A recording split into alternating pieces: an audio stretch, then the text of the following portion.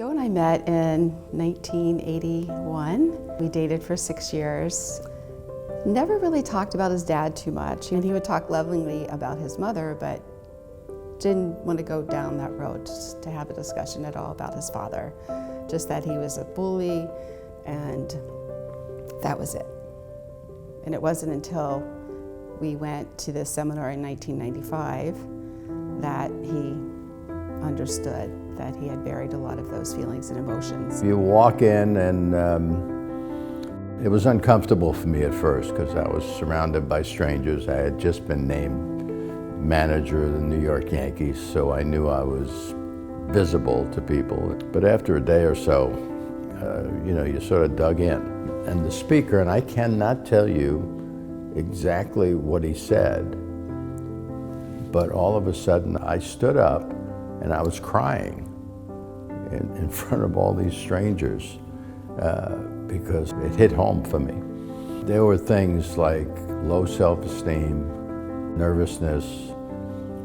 I didn't want to go to school because I just was not confident about it. And I thought I was born that way. And I was sort of ashamed. At that point, felt that I don't have to keep this hidden anymore. I remember going home the second night and Joe picked up the phone and called his sister, and I heard him say, "Did Dad hit Mom?" So my sisters were always there trying to protect me, and in doing so there'd be a lot of whispering going on. And I knew my dad, if he didn't like what my mom put on the table for lunch, he would throw it against the wall. I knew that part. When they were whispering, I thought I did something wrong. That's the way it struck me. Well, it was my first time discovering what had really gone on in his home. And that his sister was crying on the other end. And now I had known them for over 10 years, 12 years. No one ever spoke about it. And it was tough for them too, because they didn't want to talk about it. They sort of stuck it away in a safe somewhere. When I came home from school, if my dad's car was in front of the house, I'd go to a friend's house until he went to work. I never shared any of this stuff with my friends. It would have been different if I just had somebody I felt I could talk to.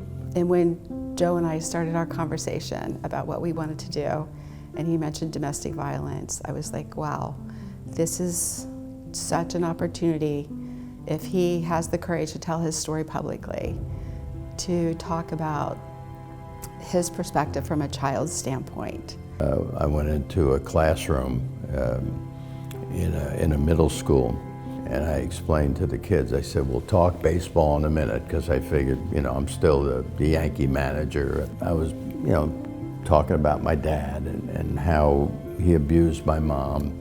And I looked up and probably half of them were going like this. And at that point in time, I realized that we were really on the right track to do something for these kids. For every woman that goes into a shelter, there's 2 or 3 children that are going with her. And witnessing how it affected Joe and his family firsthand, it just gave me hope and motivation, really, that we have to do something about this. Margarets Place is a program that provides a safe space for kids in the school. It's a blend of holistic intervention and prevention services for kids who've been exposed to violence and trauma in their lives, and they really find a safer, braver space within the school. There are 5 main components of the program: individual and group counseling, peer leadership, school-wide campaigns, a violence prevention curriculum, and workshops for teachers, school staff, and parents. It's a matter of making them comfortable enough where once they start talking about it, they realize 2 things. They're not alone, and it's not their fault. Because those are the 2 things that were certainly inside me for the longest time. After receiving services in Margarets Place, 94% of our students report feeling safer. 91% of our students report feeling more confident and having better self-esteem. And the best is that 95% of our students at Margarets Place feel more hopeful. Sort of like baseball, you get 3 hits, you want to get 4 hits. We reach 20,000 kids a year, I want to reach 30,000 kids a year. There are a lot of kids out there, and that's the future of our world.